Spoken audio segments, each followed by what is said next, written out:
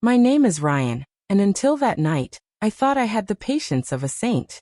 I had been married to Emily for 5 years, and while we were far from perfect, I always believed we had a level of respect that could carry us through any storm. She was fiery, witty, and loved to push boundaries, and most of the time, I loved her for it. But lately, those jokes had been landing in a way that didn't feel playful anymore. It started small. Little digs about me forgetting to do the dishes, teasing me about my receding hairline, laughing with her friends when I tripped over our dog in the kitchen. Harmless stuff, right? I let it slide, because marriage is about not sweating the small stuff.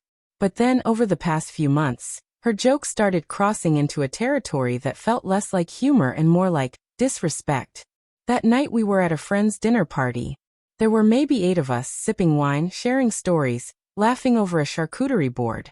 Someone cracked a joke about bad first dates, and one of Emily's friends asked what her worst date ever was. Without missing a beat, she smiled and said, "Oh, definitely the guy who wouldn't stop talking about himself. Well, him and Ryan tie for last place." Everyone laughed, and I forced a chuckle, but my stomach tightened.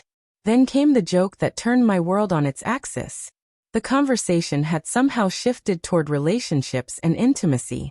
Emily, already a few glasses in, leaned back, smirked, and said, "Well, at least my ex was bigger." She said it casually, like it was the funniest throwaway line in the world. The table went silent for half a second, then there was that awkward, scattered laughter. The kind where people don't know if they should laugh or leave the room. My ears were ringing. My chest felt tight. I didn't say a word. I didn't storm out or yell. I just sat there, smiling faintly, pretending it didn't bother me. But inside, something cracked. That night, I drove home in silence. Emily tried to play it off, jokingly calling me too sensitive, but I didn't respond. I wasn't angry, not yet. I was planning. I spent the entire night staring at the ceiling, listening to Emily breathe softly beside me as if nothing had happened. My mind replayed her words over and over. At least my ex was bigger. It wasn't just the joke. It was the look on her face when she said it. Smug. Almost proud. Like humiliating me in front of our friends was some kind of achievement. The next morning, I didn't bring it up.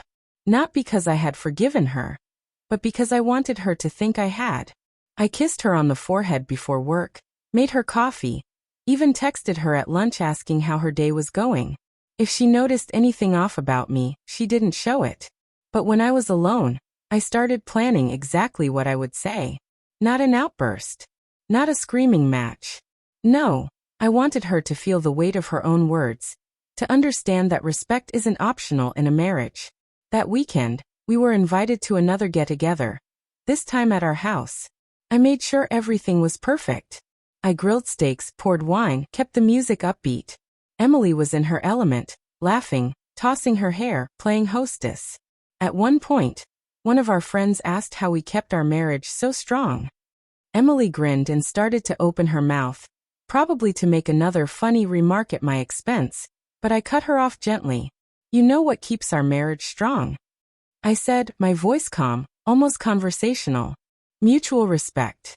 At least, that's what I thought we had." The room went quiet. Emily blinked, thrown off. "Ryan," she started, but I didn't let her finish. I looked straight at her and said, "You know, last week you joked about your ex being bigger.